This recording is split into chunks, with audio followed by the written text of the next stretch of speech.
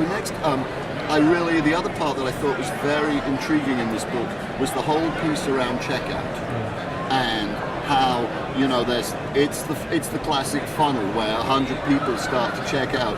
And I loved the analogy in your presentation where you asked us to depict 65% of all shopping carts in your local supermarket abandoned and lying around in the aisles, which I believe is the statistic in the online world. So how do we make sure those shopping carts are not left lying around on our websites? What is the process there? Because that is obviously that's what brings in the money. So how do we make that really effective and get people to finish and buy what you're offering? Sure. Well, first you have to pay attention to the analytics and what the numbers are telling you and seeing where people are dropping out. If it's at step one, then we're going to focus a lot of design attention there. Try to reverse engineer it, get inside users' heads, understand why people are dropping off, and if we can understand that, then we can design around it and we can increase that funnel. We can get more and more people through every step in the process. We can reassure people about the credibility of the site, that they're not going to encounter any surprises. We can make sure we're answering the questions that they have at that step in the process. And just by pinning up, answering those questions, pinning up the design, meeting expectations better, using buttons appropriately. Buttons are really, really critical within the shopping cart process. They're the way you get to where you want to go. Right, that's really how the navigation works in your shopping carts. And making it very obvious what the next step is, how to navigate if you've made a mistake, if you need to go back and change something, if you want to continue shopping. Providing those obvious visual cues, which again sounds sort of basic, but a gross majority of sites out there aren't implementing these types of things. And we've seen the power of it when you take a site that's underperforming and you implement a lot of these things. You can reduce your shopping cart abandonment rate by 20 points or more. And for some of our clients, that's millions of dollars a year in the bank that they had been leaving on the table previously. We've helped them pull in now for very little incremental cost. So a lot more money. I love the saying that says, if you're not measuring it, you can't change it. And I think that really applies. So is the advice, get your site live, start shop, let people shop, and then start to measure like crazy and iterate on your design? Is that the way to start to fine tune it? What's the process that you guide people through, and how long does it take to get a store to a point where it's functioning at the best possible level, or a good level? Well, that assumes that you're thinking you can be done at some point. I don't think you're ever done, but where. So, yeah, I think it's more important for companies to get into the testing mindset. To look at your site as an experiment. That you're going to posit a theory.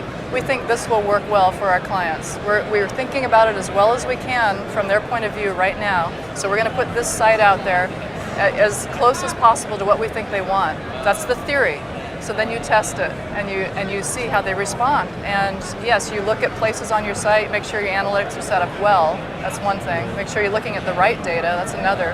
And then test that theory. And if you need to change a page, make a change, test it again. That's another theory. When you make a change, that's a theory. You're saying this change we hope is going to make a positive difference to the site, right? So that's another experiment. So we like companies to get into that mindset of constantly evolving to meet the new market challenges, to meet competition, to meet changing audience attitudes, so that so they're really growing and changing, not just thinking, well, we got to get that perfect solution and then we're done. Right. That's just not good for them. Yeah, but at the same time, we want people to start from a higher place by having implemented a lot of these design best practices, incorporated usability, done some user testing so they have a sense for what works and what doesn't from the start, so that you're just starting from a higher place to begin with. And that's really what we try to convey with the site. It's for people who are designing or redesigning a site, that they just are able to get that much more out of it, because the difference that it can make from a revenue generation standpoint or a lead generation standpoint can be dramatic. We're not talking about small swings generally. We're talking about changes of 50 to 100% sometimes. I mean, it's a big, big difference. So the details, these small things really count. There's gold in them, they're buttons. So. Yeah, that's right. That's a good way to put it, yeah. I'm going to use that as a headline if that's okay. Okay. Can we quote you? Yeah, please feel free. Yeah, blog post. Okay. So what else can I take away from this book? What else would you say to people that they should pay attention to in their design work that's going to have a positive effect on the bottom line in their business? Do you have any other advice for people? A lot, but one of my favorite takeaways from the book is that getting a good designer who really understands business goals and really understands the importance of conversion will help solve a lot of these issues right away. Guidelines are only as good as they are. It's the interpretation of those guidelines into design that makes a huge difference, because you can take a great guideline and totally mess it up in the design process. But if you have a good designer who understands it kind of innately, they'll interpret it well and you'll have a much better result. So that's one of my big takeaways in the book. Let's go on now and talk about the clients and how you engage them in that process and get them to buy into the importance of all this and the difference it makes. How do you go about that process of saying to the client, hey, if you help me and participate like this and we measure everything, how do you engage them in that kind of way and get them excited about the value that this kind of process can bring? Well, first off, we share some case studies, and we're fortunate to be in that position where we can show before-after examples and show that the impact it's had on the web metrics and on the business metrics. And when you're able to point to this change and say, look, we didn't make any back-end changes. All we did is change the interface itself, upgraded the design really, and it meant millions of dollars more in profits for this company. That gets at people's attention. So you will have some credibility going in and being able to show the case studies.